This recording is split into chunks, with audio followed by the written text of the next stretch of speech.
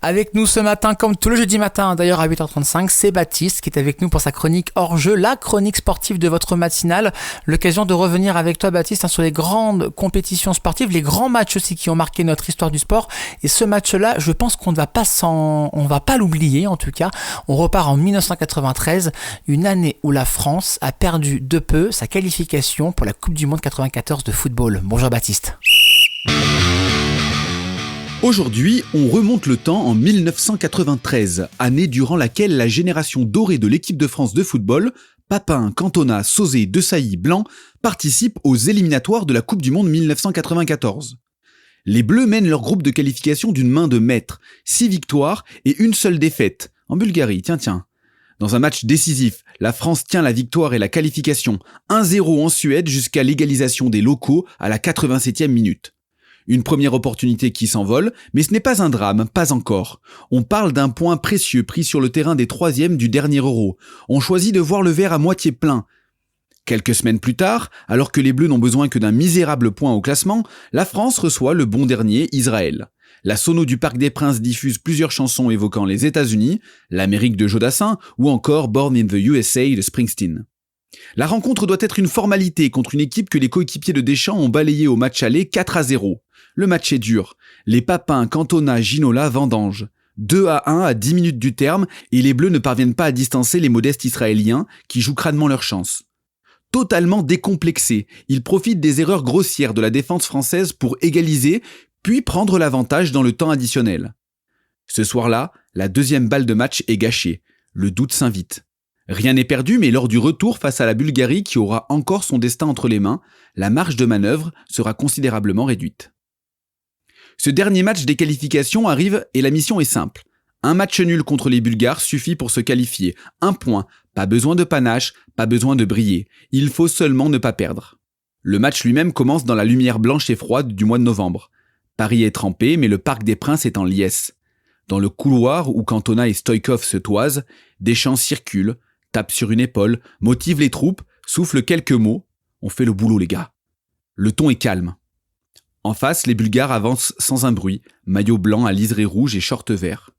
Les coéquipiers de la star du Barça, Stoïkov, n'ont pas le luxe du calcul. Pour aller aux États-Unis, lieu de la Coupe du Monde, il faut gagner. Les Bleus tiennent le ballon dans les premières minutes.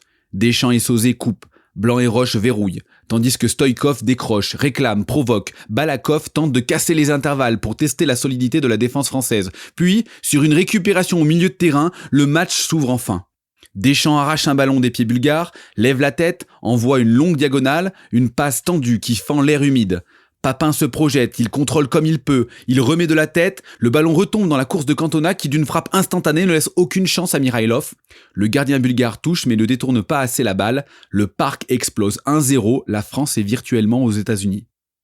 Avec le recul, stratégiquement, il aurait fallu poursuivre et tenter d'achever les Bulgares, mais le match a basculé imperceptiblement. Les Bleus reculent d'un pas, on pense plus à contrôler qu'à jouer. Alors que la Bulgarie, elle, n'a rien à perdre et tente tous les coups possibles, même ceux voués à l'échec, comme à la 37e minute de jeu, où elle obtient un corner. Dans la surface, Kostadinov se fait oublier. Balakov frappe fort au premier poteau. Kostadinov devance tout le monde, il décroise et surprend Lama, un partout. Le parc avale sa clameur. La Bulgarie n'est pas morte, et la France n'est plus sûre. À partir de là, le jeu devient crispé. Les Bleus tâtonnent, mais leurs adversaires ne sont pas suffisamment forts pour prendre le jeu à leur compte et les mettre véritablement en danger. Le chronomètre défile. 60e, 70e, 80e, 85e, le score reste impitoyable pour les joueurs de l'Est. À 1-1, la France est toujours qualifiée. Alors qu'on entre dans le temps additionnel, les Bleus obtiennent un coup franc côté droit près du poteau de corner bulgare. Position idéale pour garder le ballon dans le camp adverse et user les ultimes secondes. Vincent Guérin se présente, Ginola à ses côtés. Le jeu intelligent est évident pour tout le monde. Une petite passe, un ballon protégé, éventuellement une faute obtenue et surtout l'horloge comme allié. Sauf que Ginola lève la tête et aperçoit un coéquipier au second poteau. Il envoie un ballon aérien, long, beaucoup trop long. Dans la surface, personne ne peut le reprendre. Kremenliev récupère et tente la relance de la dernière chance. Balakov reçoit au milieu, se retourne, joue vers Penef. En deux touches, le joueur de Valence lobe le ballon et prend un revers la défense française. Dans la profondeur, Kostadinov surgit. À la course, il ridiculise Roche. Blanc revient et tente un tacle désespéré, mais l'attaquant bulgare frappe un boulet de canon. Lama est impuissant, la barre transversale vibre, le filet tremble, le parc se tait 2-1.